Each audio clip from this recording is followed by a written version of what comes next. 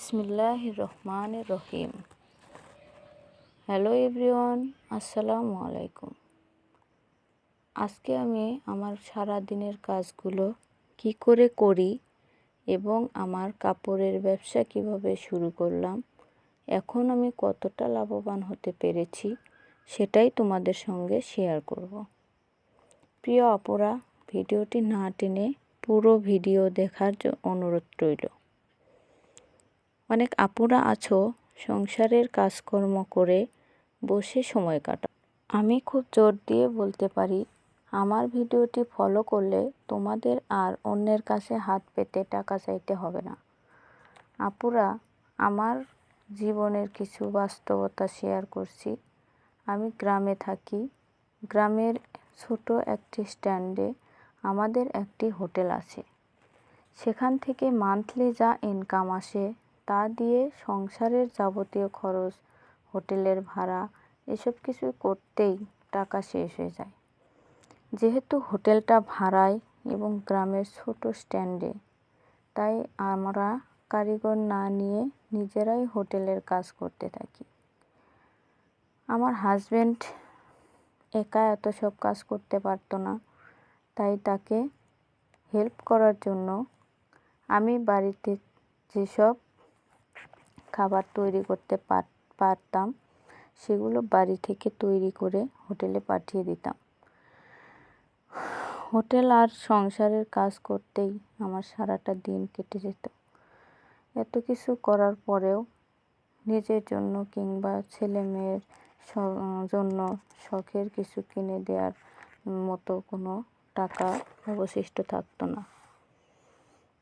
তাই আমি ভাবলাম, আমার যত কষ্টই হোক আমি হোটেলের কাজ ঠিক রেখে বাড়িতে কাপড়ের ব্যবসা করব। যে কথা সেই কাজ আপুরা। 5,000 টাকা দিয়ে 15টা 3 পিস নিয়ে আসলাম।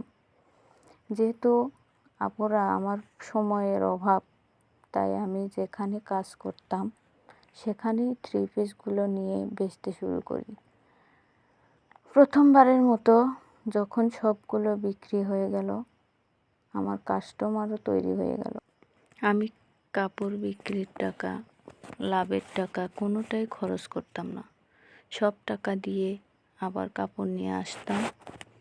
আমার কাস্টমাররা আমাকে বলতো, তুমি তো সেলাইয়ের কাজ জানো, আমাদের কাপড়গুলো তুমিই বানিয়ে দিও। আপুরা, আমিও ভাবলাম রাতে তো একটু সময় পাই, তখন যদি একটা করেও সেলাই করি, তবুও মাস শেষে কিছু টাকা দিয়ে আমি নিজের জন্য বা আমার ছেলে মেয়ের জন্য শখের কিছু কিনতে পারবো। আপুরা, তোমাদের দোয়ায় এখন আমি সেলাইয়ের কাজটা অনেক ভালো করতে পারি। সবাই আমার কাছ থেকে কাপড় কিনে আবার আমার কাছেই বানাতে দেয়। আপুরা, এখন আমি হোটেলের কাজ এগুলো সব ঠিক রেখে শুধু সেলাইয়ের কাজ করেই মাসে 5-6 হাজার টাকা ইনকাম করতে পারি। আপুরা, এখানে যে 2 কালারের একটা জামা দেখতে পারলে, বিশ্বাস করো আপুরা, জামাটা কাপড় আমাকে শুধু কাপড়টা চুজ করে দিয়েছে আর বলেছে আপনি ডিজাইন করে বানিয়ে দিবেন, যে যতটুকু কাপড় লাগে আর যেরকম বানাতে ইচ্ছা হয় আমি সব টাকা দিয়ে দেব। তো আমি এই কাপড়টা, এই জামাটা নিজে ইচ্ছা করেই এরকম ডিজাইন করে তৈরি করেছি। বিশ্বাস করো আপুরা, কাপড়টা যখন উনি হাতে পেয়েছেন অনেক খুশি হয়েছে, অনেক পছন্দ করেছে। উনি আমাকে কাপড়ের টাকা সহ মজুরিটাও খুব ভালো দিয়েছেন। আমি অনেক খুশি হয়েছি। আপুরা, তোমরা যদি এই জামাটা তৈরি করতে চাও, আমি এই জামা তৈরির ফুল ভিডিওটা লিংকে দিয়ে দিব, তোমরা সেখান থেকে দেখে নিও। আপুরা, এই যে এখানে কাপড়গুলো দেখছো, এই কাপড়গুলো আমি 5-6 দিনে বানিয়েছি আর 700 টাকার মতো মজুরি পেয়েছি। আপুরা, এখানে আমি আমার কাপড়ের দোকানে, মানে কাপড়ের ব্যবসায় আর কি, কাস্টমারের চাহিদা অনুযায়ী জর্জেট 3 পিস, সুতি প্রিন্টের 3 পিস, প্রিন্টের গজ কাপড় তারপরে এক কালারের গজ কাপড় সব কিছু উঠাইছি আপুরা। তোমাদের দোয়ায় আমি অনেক দূর পর্যন্ত পৌঁছে গেছি।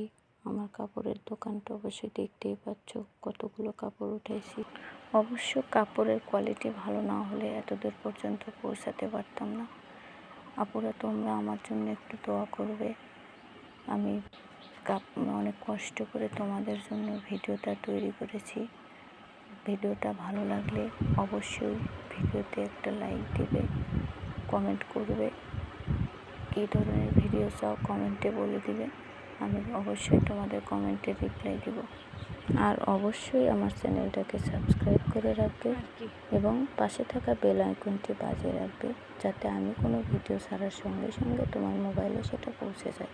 আল্লাহ হাফেজ।